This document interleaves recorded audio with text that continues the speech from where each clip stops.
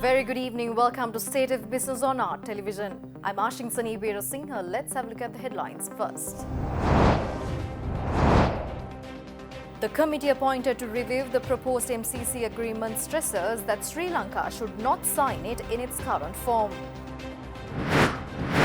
A task force of subject experts from both government and private sector stakeholders is a timely requirement to uplift the economy, Prime Group Chairman says. News in detail. The committee appointed to review the proposed Millennium Challenge Cooperation Agreement led by Professor Lalitha Sirigunaruwan stresses that Sri Lanka should not sign the MCC in its current form.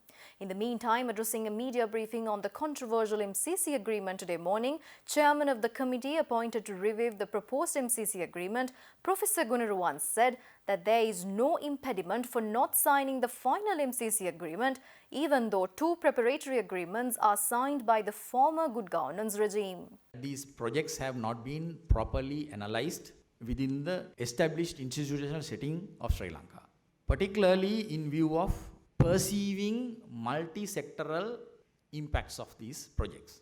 There are agencies like National Planning Department.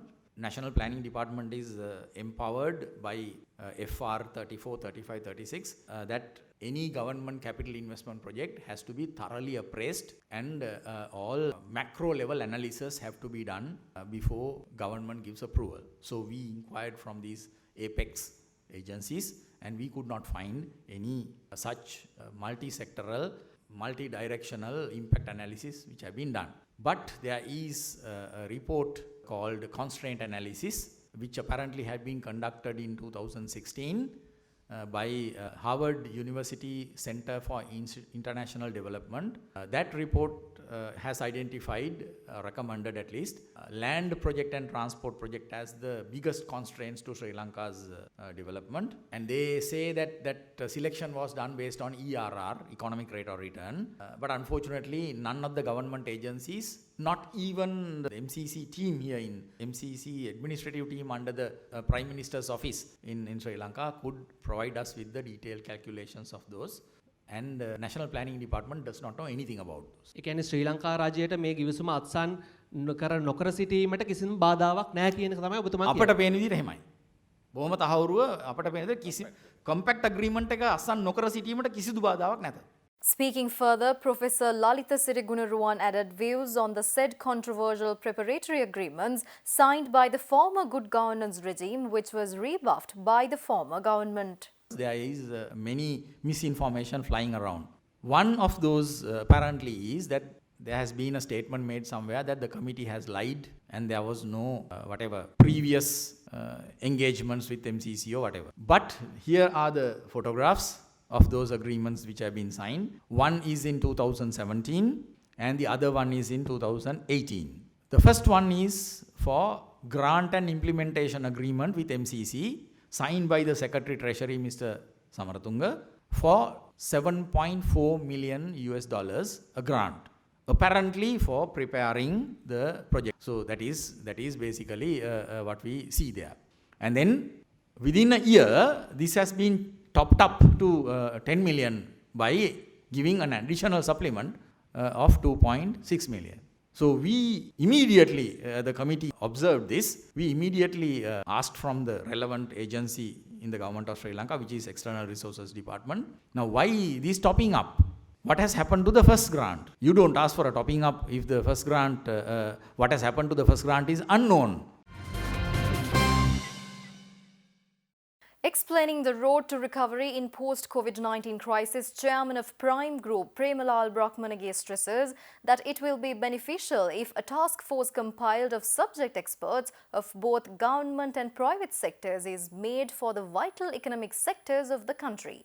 Chairman of the Prime Group Premalal Brahmanage made these observations, speaking exclusively to Art Television's BIS Roundup Special Edition, which will be aired at 8:30 p.m. tomorrow. Earlier, of course, the removal of VAT and NBT was a very good positive sign. And then, of course, the COVID came. And then there may be coming to the sector so they can revive further. Now, for example, after the financial crisis in Far East, then the Malaysia, they introduced a thing called second home concept, where you invest ringgit of 300,000 ringgit and you have 10-year visa. So 300,000 ringgit is something like 10 million. So the government, we were having planning. So government can introduce the visas to, let's say, 250,000, you get 5 years, $500,000, you get to a 10-year, like that. And even we can package it the country, because with COVID we are one of the safest countries by way of the health as well as by way of the security, other than this last year the bombing. We almost last 9 years or 10 years we did not have any other than that any incident. So we can really market the country, and then of course we can package it like giving a little bit reduction of the stamp fees. Then there's a capital gain tax which is no use for anybody, it's actually discouraged the investors. So like that we can really market the country. And then now for COVID we had a task force like that for a vital economic sectors or segments or industries. We can have a task force. Stay tuned for more news after this short break.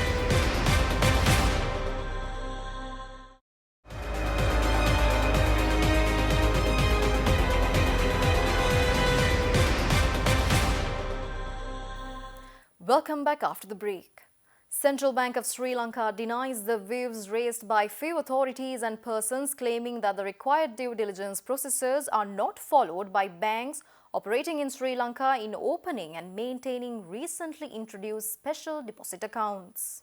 The government, in consultation with the Monetary Board of the Central Bank, has introduced the special deposit accounts with the view to seek assistance for the national effort to overcome the effects of COVID-19 outbreak by issuing regulations dated the 8th of April 2020 under the provisions of the Foreign Exchange Act.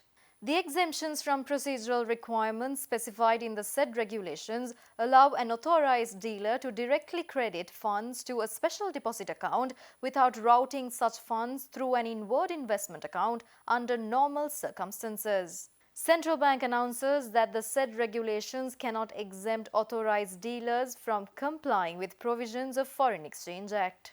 In this regard, Foreign Exchange Act requires authorized dealers to request the person who engages in a capital transaction to provide information or make any declaration when it is reasonably necessary to satisfy that the said transaction is in conformity with any other laws regulating such transactions. CBSL also says that any foreign exchange transaction by a dealer should keep the information for a period of 6 years for the purpose of statistical and monitoring purposes of the CBSL.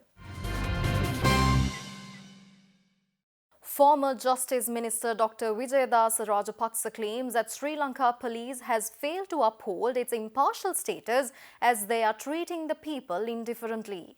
Addressing the media in Colombo this morning over the allegations against two former national players, Kumar Sangakkara and Mahela Jayawardena, Dr. Rajapaksa said that they will enter into a new mission of cleansing the police. They have always protected the dignity and the honor of Sri Lanka. It is unfortunate that there are some allegations that they were involved in match fixing. I never believed that kind of events took place, because we know these two cricketers had dedicated their life to improve the dignity and the honor of Sri Lanka by showing their talents. I believe that somebody may have given a wrong information for him to make a complaint against them. There is a police inquiry going on. Questioned by media, former Minister Dr. Rajapaksa also said that former Minister Mahinda Nandaluthgamage may have done this statement on a false information. මම විශ්වාස කරන්නේ කවුරු හරි එතුමට වැරදි තොරතුරක් දෙන්න ඇති. එහෙම නැත්නම් ඉදිරියේදී සංකක්කාර මහිල ජාත්‍යන්තර තලයේ ඉහළ තනතුරු වලට යම් බලාපොරොත්තුවක් තියාගෙන ඉන්නවා. ඒවා වැළැක්වීම සඳහා යම් කණ්ඩායම් මේ රට තුල ඉඳගෙනම කුමන්ත්‍රණයක් කරනවා කියන කාරණය තමයි අපිට හිතාගන්න තියෙන්නේ. මේ මැතිවරණයෙන් පස්සේ මේ සියලු දේවල් නිවැරදි කරමින් කාටත් නීතිය සමාන ලෙස අදාළ වෙන විදිහට අපි මේ රටේ ක්‍රමය වෙනස් කරනවා. දැන් මේ පොලිසිය කාලයක් තිස්සේ හැඩගැහිලා තියෙන්නේ බලවතුන්ට ධනවතුන්ට යටත් වෙලා කටයුතු කරන්න. මේ පොලිසිය අපි වෙනස් කරනවා. Bringing you the weekly analysis on the trading of the stock market, First Capital Holdings highlights that the largest intraday drop was recorded yesterday after a month's period. However, First Capital Holdings is confident on the gradual recovery in the market, along with the reduction of the statutory reserve ratio by the central bank.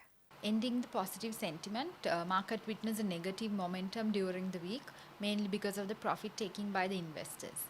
During the week, banking, capital goods and material counters contributed more to the turnover. On second Thursday, stock market witnessed the largest intraday drop after a month. Foreign investors continue to be net sellers, surpassing the year-to-date net foreign outflow of LKR 20 billion. We expect a gradual recovery in the market with the low interest rate environment and with the higher liquidity levels in the market from the recent statutory reserve ratio cut by central bank. Foreigners may continue to be on the net selling side, although strong buying interest from locals is likely to absorb the impact. We also expect continued buying interest on the banking sector counters, considering the fact that banks are trading well below their net asset value. We will be back with stock updates after this short break.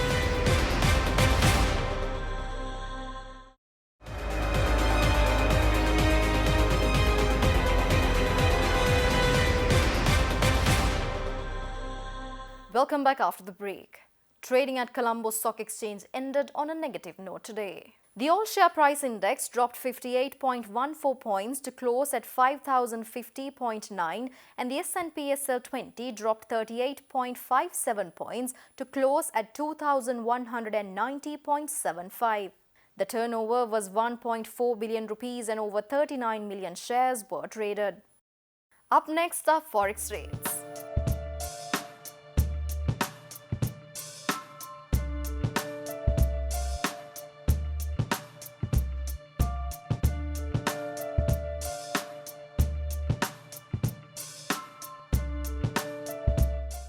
And that's all the news for today. See you tomorrow with Biz Roundup special edition at 8:30 p.m. on our television. Until then, take care. Good night.